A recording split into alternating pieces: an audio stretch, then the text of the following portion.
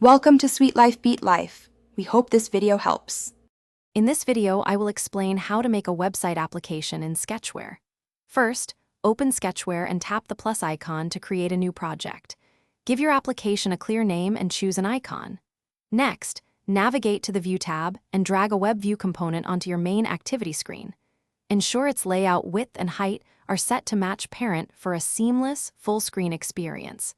This sets the foundation for displaying your web content. Now, let's get your website to appear.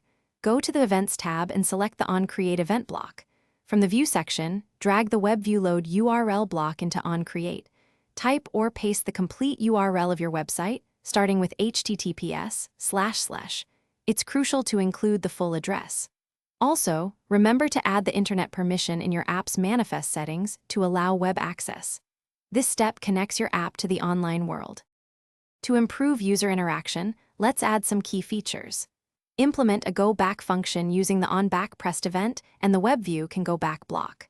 For a smoother experience, add a progress bar to show loading status. Hide it when the page finishes loading. Also, enable JavaScript in your web view settings to ensure dynamic web content functions correctly.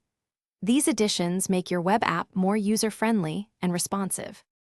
Finally, it's time to see your creation in action. Tap the Run button in Sketchware to compile your project into an APK file.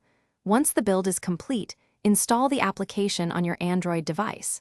Open your new web app and thoroughly test all its functionalities.